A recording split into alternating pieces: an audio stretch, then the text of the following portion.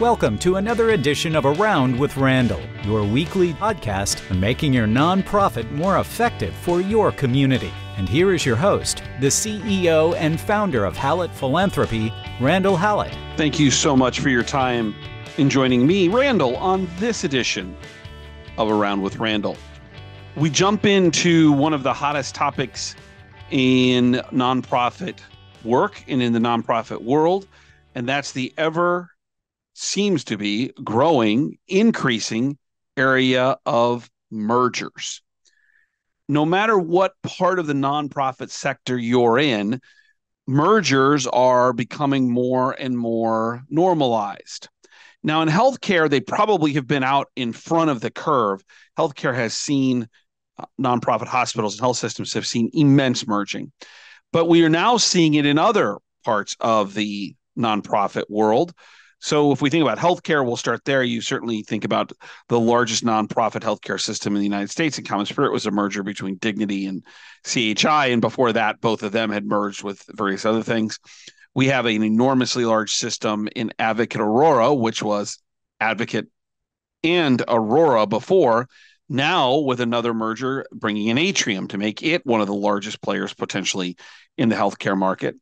We've seen conversations in the northern plains of Sanford out of South Dakota and Fairview out of Minnesota, beginning conversations about their merger. But if we go outside of healthcare, there was a story recently about Michigan merging the Big Brothers and Big Sisters, a couple of chapters there. We've seen conversations about the United Way going through a massive restructuring and merging different individual areas. We then can throw in universities. We think about, and maybe you don't follow this, but because I was once living up there, St. John's and St. Benedict's were two separate universities, one for the boys, one for the girls, but shared a lot of things. They ended up just merging a lot of the administrative work that goes along with it. We have other examples of mergers occurring in smaller universities and educational units. So it really doesn't make a difference where you're at. Let's start with why this is happening. Then we're going to get into maybe some of the issues. And lastly, the tactical piece is what you can do to be prepared for it if it happens to you or it's happening to you.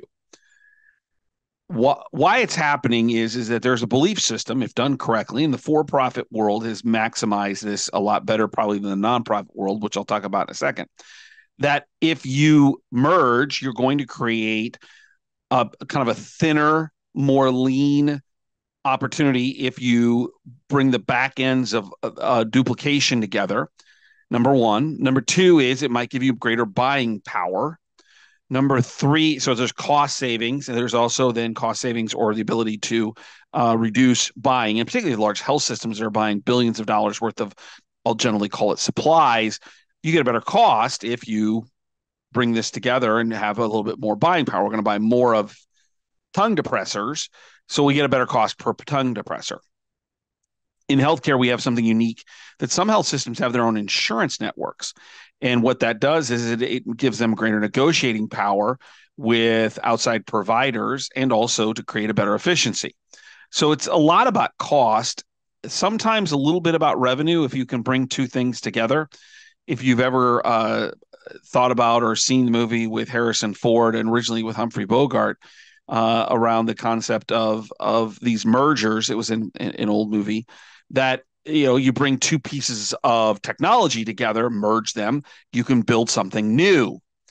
And so we're dealing with a lot of different aspects of this. Now, where the nonprofit world, at least in my humble opinion, hasn't done as effective work on mergers is on the cost side. I can name a bunch of different mergers where all of a sudden there is, and I'll just say two philanthropy divisions, offices, systems, whatever, and nobody lost a job. And by the way, that's just not in philanthropy. In healthcare and other places, I would certainly say social service, there were two IT departments and there were two finance departments and there were two HR departments. I mean, there's all of these infrastructures that occur, and all of a sudden people weren't being let go. We just found new positions for people. And that may be, from your perspective, the benevolent thing to do, but that defeats the purpose of the merger. In the for-profit world, they say there's two of these, at least one of them's gone, and if we have anybody else that can fill that role, then both may be gone. We may be promoting someone. it gets a lot more aggressive in the for-profit setting. And in fact, the nonprofit setting, I think, hasn't done this very well, to be very candid. But that doesn't mean it's not stressful or painful or that they're getting more serious about it. The trouble is this affects you. It affects jobs. It affects ability to serve. It affects careers and things of that nature.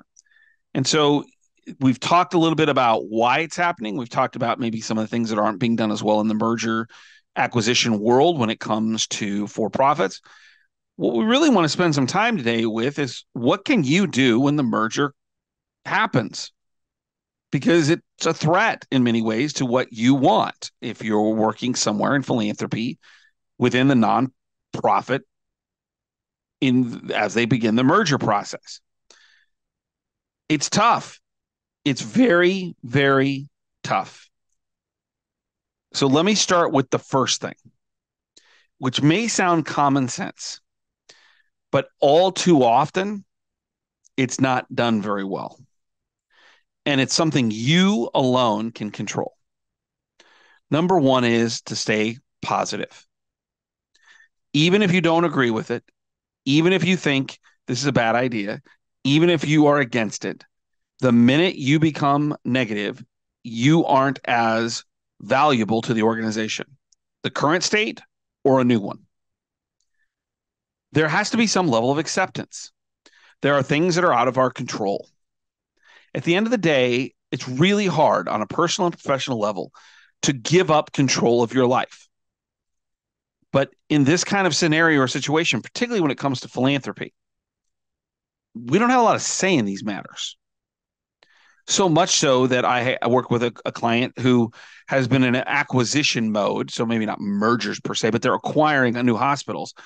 And philanthropy isn't at the table at all in the acquisition process, which has caused a lot of challenges with the local foundation that seems to still remain alive.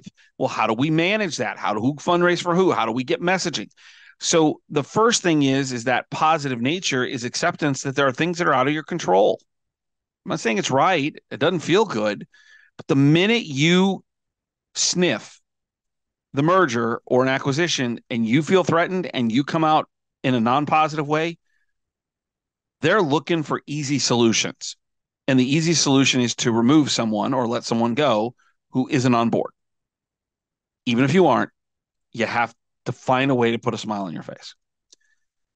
I would also say that you should look at this potentially as an opportunity. There is the old adage that when there's chaos, there's money to be made. What I would argue is in mergers, there's a lot of chaos, which means a lot of traditional power structures are going to be upended, like it or not, and they may apply to you, and they may be somewhere else totally different. But at the end of the day, it's not going to be the same as it was. If you view this as an opportunity, how do you then grow into that opportunity? But if all you are is negative, you don't see the chances that are coming. And by the way, people aren't going to help you to have those chances. Staying positive is critical. Number one, don't throw people under the bus. Don't throw the process under the bus. Have a trusted colleague, or more importantly, probably somebody at home that you can let some steam off on or with, and keep it positive, even with trusted internal staff. If you are heard saying things that aren't at least neutral, factual, and better yet, positive, it just makes it so much easier for you to be the decision they make because they don't want to deal with it. Number two is to calculate structure.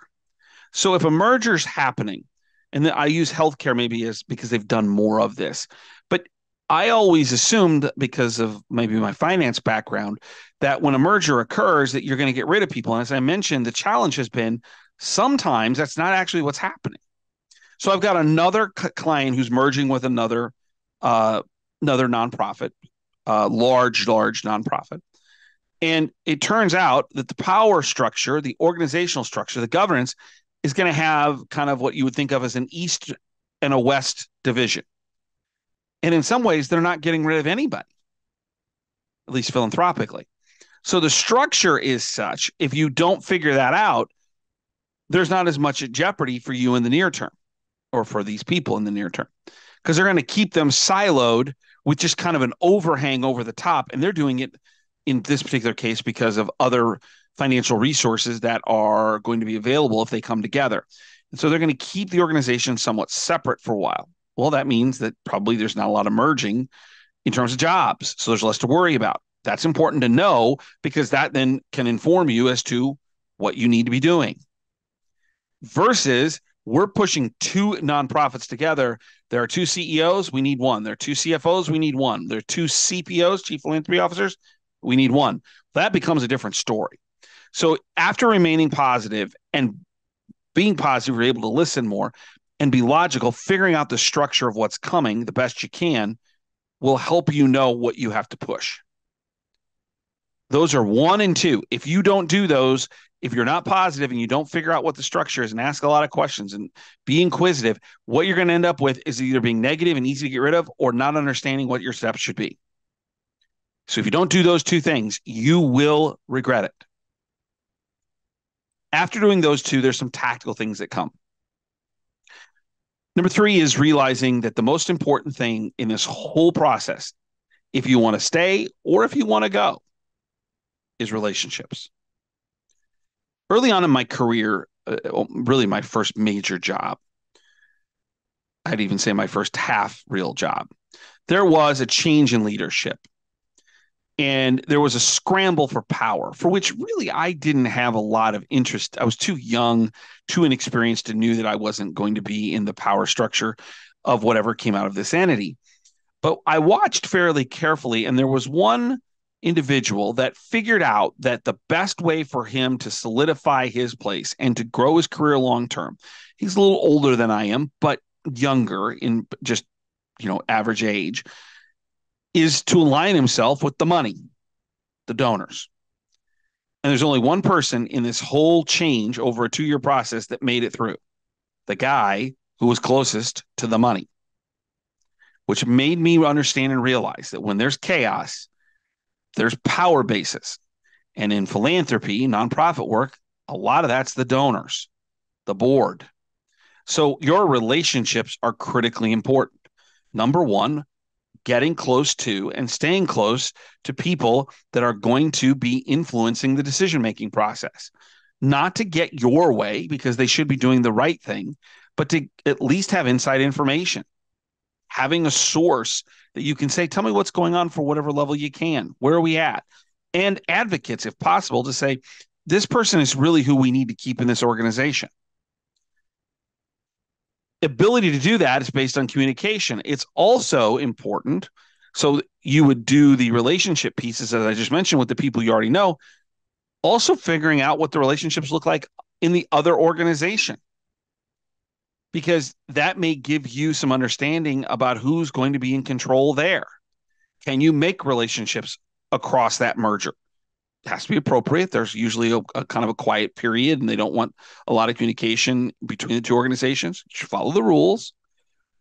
But at the end of the day, the more you know about the other people, the more likely you are to make a good decision for you. So it's not only the current people, your board, your donors, the ones who have influence, getting closer to them, but also the people that are new that might also have future power. The more you have of that, the better off you are. The second thing is in these relationships, you have to be seen. Maybe this is more staff driven, like there's another, let's say, philanthropy staff on this other organization. You have to be seen by everybody as collaborative. Some of these decisions are made as to who stays and who goes, not based on experience, not based on education, sometimes not even based on anything more than, a roll of the dice, it seems. But at the end of the day, the collaborative ones, the positive ones, as we talked about, number 1, are more likely to have opportunities. So being collaborative, not giving the sink away, but being collaborative in a partnership perspective helps you. So relationships is number 3. Number 4 is to prove value. You. If you're the chief development officer, if you're the major gift officer, it doesn't make a difference what you're doing. Excuse me, that the most important thing is to show why you're important to the organization. You have to show up. You have to get in there. You have to engage whatever your job is to do that job the very best you can. If you slack off because you're disappointed, upset, wanting to put in a protest, you will be the one who's out. I can almost guarantee you. So you got to stay visible. You've got to be innovative, and you've got to be driving. I have a client who's going through a merger, and what I'm most impressed with by this organization, and in particular, a couple of the top leaders, is they've said, they've done all of these things, been the positive. They are calculating kind of what the structure looks like. They are building relationships, but they have campaigns and they're just busting them. They're going like gangbusters. But they have figured, and I believe calculated correctly, is if they close the kind of gifts I think they're going to happen the next couple of months, it'll take care of itself because it'll be more money than anyone's ever raised. And so that's value. If you're a gift officer and there's a lot of hubbub, you just got to put your head down, make phone calls, and go see people and close gifts. Money talks, performance talks, value talks.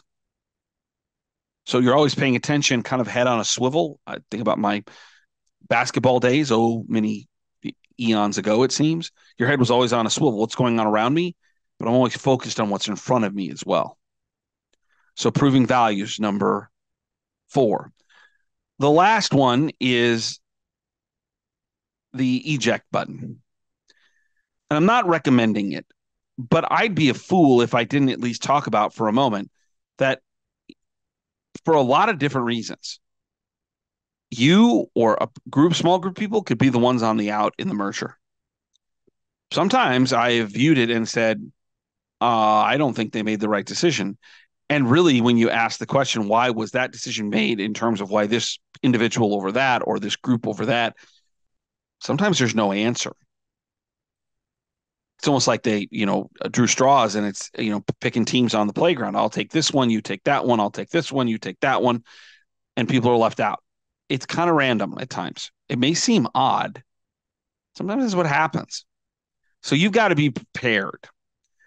Number 1 is you need to talk with people that you trust very quietly. And I would recommend outside the organization. I know that you may think that someone inside the organization is your friend. I know that you may think that they're on your side, but if push comes to shove, they may not be on your side as much. So who are the people outside the organization you can trust to get a perspective? Run things past just to get some idea of what someone else might see that you're missing. That may mean that you need to quietly start looking. And so part of that process, you've got to be aware that obviously you don't, unless you just want to say it, I'm out of here. Maybe you don't want your name out there. And so the way in which you do it has to be very professional, but sometimes very quiet. The other thing is that to realize that in a lot of these mergers, a lot of conversations occur around buyouts and severance that may be attractive to you. Maybe you're 63 or 4 years old and this, like, I can work part-time in somewhere else. And if they would give me a buyout for a year of insurance and salary, I'm glad to go. All of that's a balancing of being ready for that eject, to be ready to leave if necessary. May not be what you want, but you'd be a fool not to at least dust off the resume, talk to a few people, just kind of know where you're going and what you think, at least contemplate it. The last thing under the alternative planning or eject button, number 5, and the last one, is don't sign anything without great review. As organizations go through this process, all of a sudden there's a lot of documents that need to be signed. Sometimes those documents, and I'm not talking about the actual merger documents, but like employment documents, employee situations change because you have 2 organizations who are going to come up with new policies. I have someone that I know that went through a merger, and the acquiring company wanted enormous protections when it came to employment, and in particular, non-competes. And there were several people that just said, I'm just not going to sign that because if I do, I handcuff myself in ways I can't even understand. So just be careful not to sign something because you want to look like the team player. You have every right to review and think about what exactly someone's asking you to sign. And any good organization isn't going to say, sign it or you're fired. They're going to say, why don't you look at it and tell me what you think? So there's lots of ways to look at eject, like getting prepared, Maybe you want to be the one that gets ejected and you're looking maybe for a different opportunity. How do you leverage that for buyouts and severance? So it's to your advantage. And finally, don't sign anything. But the most important, again, I'll go back to the top two. Be positive and look at structure, governance, what actually is going to happen. And from there, that then you'll be able to figure out what you want to do as it pertains to relationships, showing that value and having your alternative planning, kind of that eject scenario prepared. And in doing so, it will give you more peace of mind of the things you can't control. Because these things you can. The big decisions you may not be able to. It's an interesting time as we merge a lot of nonprofits all over the United States. Trying to get as much control of it as possible is really important. Don't forget to check out the blogs. 2 a week or so posted, 90-second reads. Don't want them to be any longer than that. Just a chance for you to kind of give you something to think about and contemplate. If you'd like to get a hold of me, that's podcast@hallettphilanthropy.com.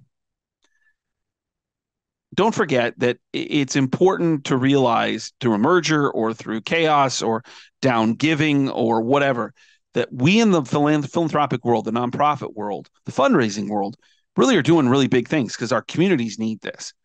Some people make things happen. Some people watch things happen. Then there are those who wondered what happened. I say this every podcast and whenever I speak, we are people who make things happen for people and things that are wondering what happened. And the key in all of this is that you have great value in making that possible through the mission of your nonprofit. And my hope for you and my hope for your organization is that you see that value and can execute upon it. Know you're doing great things. That's half the battle, showing up. I'll look forward to seeing you next time right back here on Around with Randall. And don't forget, make it a great day.